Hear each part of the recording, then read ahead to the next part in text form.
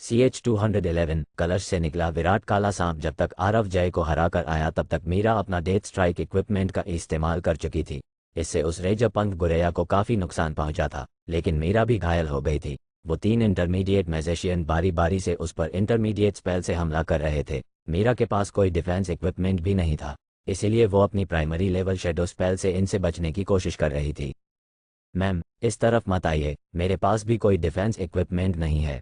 आप उन दोनों से निपटने की कोशिश करिए, मैं इस लड़के से निपटता हूँ, आरव ने मीरा से कहा, जो उसके पास ही खड़ी थी। ये तो ऑब्वियस बात थी कि आरव ऐसे ही मैजिक फाइट के बीच में नहीं जाएगा, इसलिए आरव ने अपनी शेडो स्पेल का इस्तेमाल किया। ठीक है, मीरा ने कहा। अब तक मीरा परछाइयों में छिपी हुई थी, लेकिन जैसे ही वो बाहर आई वहाँ 3 आइस चेस आ गई और मीरा पर हमला करने लगी। उनके दुश्मन उसकी हड्डियां तोड़ना चाहते थे, लेकिन वो ऐसा नहीं होने दे सकती थी, इसीलिए वो तुरंत उनसे दूर भाग गई। उसने अपनी शेडो स्पेल का इस्तेमाल नहीं किया, वो उनका ध्यान अपनी तरफ खींच रही थी ताकि आरव अचानक से आकर उसे एक इंटरमीडिएट मैजिशियन से निपट सके। मीरा और आरव दोनों ही इंटरमीडिएट मैजिशियंस थे और इसीलिए एक दूसरे के साथ उनकी कोऑर्डिनेशन काफ़ी अच्छी थी। मीरा एक्टिंग कर रही थी कि अब उसके पास बचने का कोई भी रास्ता नहीं था और आरव घास में छिपकर वहां जा रहा था जहां ऋषित खड़ा हुआ था। अब इसे समझ में आएगा कि हमसे पंगा लेने का हश्र क्या होता है। मैंने उसे अपने आइस लॉक में जकड़ लिया है, ऋषित ने एक्साइटेड होकर कहा। उसे नुकसान मत पहुंचाना, ये बहुत खास है, उसके बड़े भाई आराध्य ने कहा। चिंता मत करो भाई, मैं अपनी स्पेल को कंट्रोल में रख सकता हूँ। अब आप मुझे ये बताइए कि इसका मतलब ये है कि अब मैं कुछ ही समय में मैजिक कोड का ऑफिशियल मेंबर बन सकता हूँ, ऋषित ने कहा। आराध्य ने कुछ भी नहीं कहा, वो अपने अर्थ वेव पर फोकस कर रहा था ताकि मीरा वहां से बचकर ना निकले। तभी ऋषित को अपने पीछे से एक जानी पहचानी आवाज़ सुनाई दी। ऋषित, लगता है पिछली बार की मार से तुम अपना सबक नहीं सीखे, फिर से तुम एक बहुत बड़ी गलती कर रहे हो। जब ऋषित ने मुड़कर देखा तो उसके सामने वो चेहरा था जिससे वो सबसे ज़्यादा नफरत करता था। ये वही इंसान था जिसने पूरी यूनिवर्सिटी के सामने उसे बेइज्जत किया था।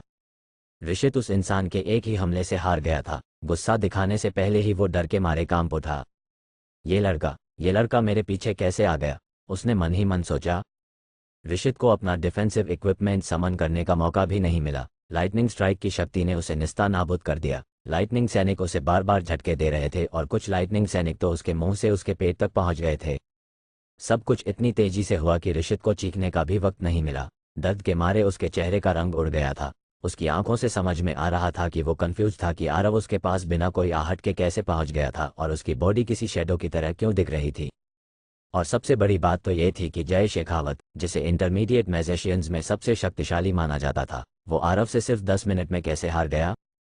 देखो, मैंने अपना वादा पूरा किया, मैंने कहा था ना, जितनी बार तुमसे मिलूंगा उतनी बार ही तुम्हें मारूंगा, आरव ने जमीन पर पड़े हुए ऋषित को लात मारकर कहा। ऋषित हिल भी नहीं पा रहा था। उसके चेहरे पर आरव के जूते का निशान बन गया था। उसका कीचड़ लगा चेहरा शर्म और गुस्से से भर गया था।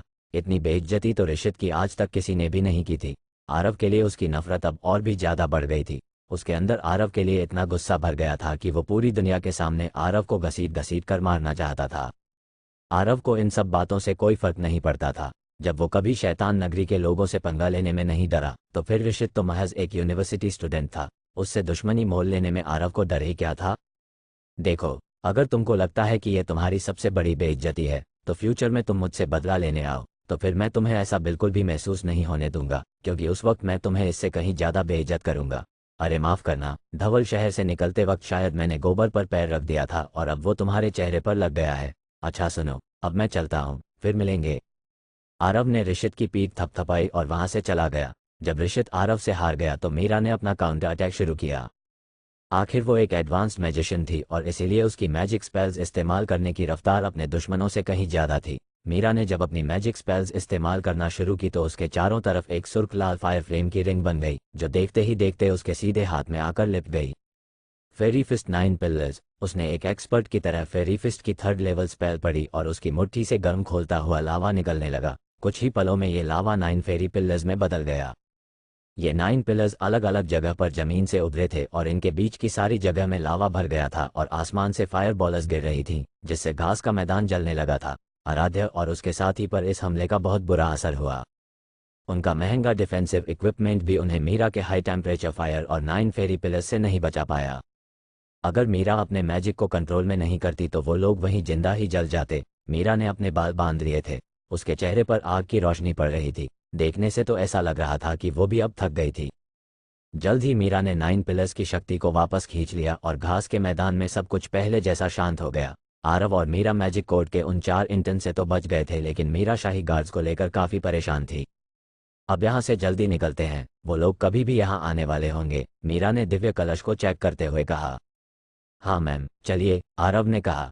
चीता पहले ही घायल हो चुका था, इसलिए आरव और मीरा के पास धवल पहाड़ तक जाने के लिए अपनी शेडो स्पेल इस्तेमाल करने के अलावा और कोई भी चारा नहीं बचा था। पहाड़ उनसे थोड़ी ही दूर पर था। अंधेरे का इस्तेमाल करके वो लोग परछाइयों में गायब हो गए और तेजी से पहाड़ की तरफ बढ़ने लगे। मीरा और आरव के वहां से जाते ही क्राइम सीन पर शाही गार्ड्स एक अजीब नीली चिड़िया पर बैठकर वहां पहुंचे, जिसके पंख लगभग 10 मीटर बड़े थे। जैसे ही हरप्रीत ने मैजिक कोर्ट के 4 इंटर्न को जमीन पर दर्द से कराहते हुए देखा तो उसका दिमाग खराब हो गया। हमने तो तुम लोगों को उन्हें रोकने के लिए कहा था ना, उनमें से एक शाही गार्ड ने गुस्से में कहा। जय बुरी तरह से घायल होने के बाद भी खड़ा हुआ और हारे हुए इंसान की तरह बोला, मैंने सोचा था कि वो दोनों ज़्यादा शक्तिशाली नहीं हैं। जय, तुम्हारा दिमाग तो ठिकाने पर है। मीरा एक एडवांस मैजिशियन है, तुमने कैसे सोच लिया कि तुम उससे बेहतर हो? वो मैजिक कोर्ट की जज है और फिर भी तुमने अपने ओवर कॉन्फिडेंस में उसे कम आंका। बेवकूफ़, मैजिक कोर्ट के एक जज अनंत ने उसे डांट कर कहा। अनंत जय का सीनियर था और उन चारों के ग्रुप का लीडर भी। पहले उसने सोचा था कि मीरा और आरव को पकड़ने के लिए उन सबको बहुत बड़ा इनाम मिलेगा, लेकिन अब उसे लग रहा था कि एनफोर्समेंट यूनियन लौटने पर उन्हें अच्छी खासी सजा मिलने वाली थी। नहीं सर, ये मीरा से नहीं बल्कि उस लड़के से हारा है, आराध्या ने चुगली करते हुए कहा। देखा जाए तो ठीक भी था, आराध्या ने तो सिर्फ वही किया था जो उन सबको करने का ऑर्डर मिला था। वो जय ही था जिसने बिना कुछ सोचे समझे उनके दुश्मनों पर हमला बोल दिया था। वो लड़का भी तो एक इंटरमीडिएट मैजिशियन ही है ना? अनंत ने कंफ्यूज होकर पूछा। इस सवाल से जय और भी ज़्यादा शर्मिंदा हो गया था। उसे समझ ही नहीं आ रहा था कि वो अनंत को कैसे बताए कि वो आरव यानी कि एक इंटरमीडिएट मैजिशियन से हार गया था। हरप्रीत ने जमीन पर पड़े हुए इंटर्न्स को गुस्से से देखा और बोले, क्या तुम लोगों को सच में लगा था कि मीरा के साथ जाने वाला लड़का एक आम मैजिशियन होगा? इस मिशन पर आने से पहले हरप्रीत ने आरव की पूरी जन्म कुंडली निकाली थी। वो जानता था कि संजीवनी भूमि में जो भी आपदा आई थी उसमें आरव एक हीरो बनकर सामने आया था। इतना ही नहीं, जादू नगरी में जब शैतान नगरी के लोगों को पकड़ा गया था उसके पीछे भी आरव का ही हाथ था। तब हरप्रीत समझ गया था कि उसके जैसा लड़का कोई आम मैजिशियन तो नहीं हो सकता। क्या तुम बेवकूफ़ों को इतना भी नहीं पता कि वर्ल्ड लीडर बोर्ड पर उसके डुअल एलिमेंट्स का टैलेंट 5th रैंक पर है? वो आर्केन यूनिवर्सिटी का सबसे शक्तिशाली और इंटेलिजेंट स्टूडेंट है। उसने सिर्फ एक बार नहीं बल्कि 2 बार शैतान नगरी के लोगों का प्लान चौपट किया है। इसलिए इंटरमीडिएट रैंक पर होने के बाद भी वो तुम लोगों से कहीं ज़्यादा शक्तिशाली है। और क्या तुम्हें सच में लगता है कि आर्केन यूनिवर्सिटी तुम्हारे सिटी मैजिक इंस्टीट्यूट से हार जाएगी? बहुत शक्तिशाली बनते फिरते हो ना, तुम उस लड़के के सामने 15 मिनट भी नहीं टिक पाए। अगर शेखावत फैमिली के लोगों में घमंड से ज़्यादा और कुछ भी नहीं है तो फिर तुम एनफोर्समेंट यूनियन ज्वाइन करने के बारे में भूल जाओ। अनंत के गुस्से का कोई ठिकाना नहीं था। अगर जय मीरा से हारा होता तो भी ठीक था, लेकिन वो आरव से हारा था।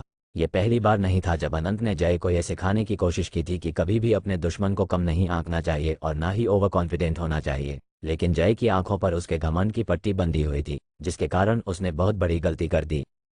अब तो अनंत भी उसे एनफोर्समेंट यूनियन में सजा मिलने से नहीं बचा पाता। घर जाकर अपनी मरहम पट्टी करवाओ और सुनो, अब कभी भी एनफोर्समेंट यूनियन में अपनी शक्ल मत दिखाना, शाही गार्ड्स के हेड हरप्रीत ने सीरियस टोन में कहा। वो चारों इंटर्न्स इतने शर्मिंदा थे कि उन्होंने कुछ भी नहीं कहा, और तो और अनंत भी उन्हें बचाने में डर रहा था।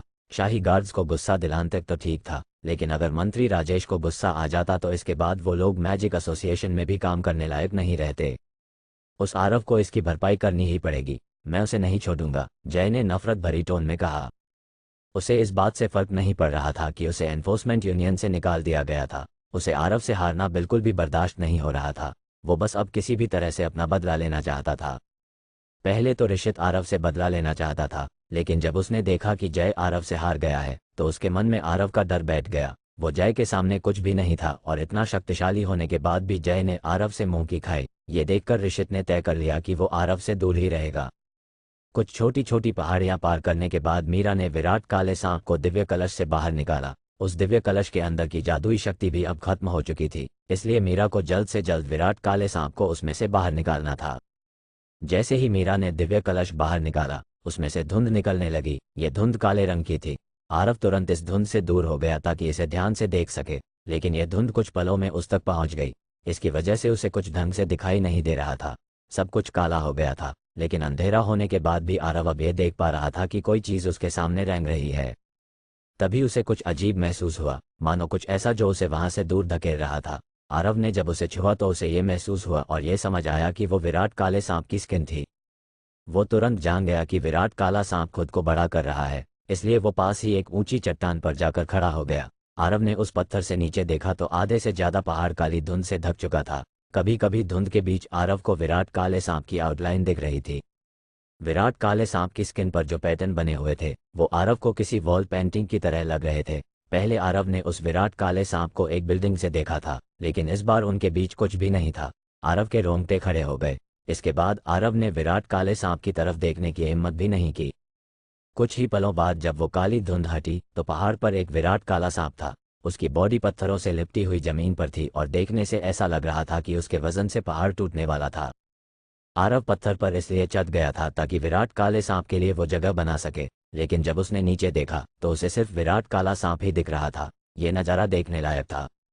आरव, यहाँ आओ, कालिया हमें उस गुफा तक ले जा रहा है। मीरा बिना डरे विराट काले सांप के सिर पर खड़ी हो गई और आरव को बुलाने लगी।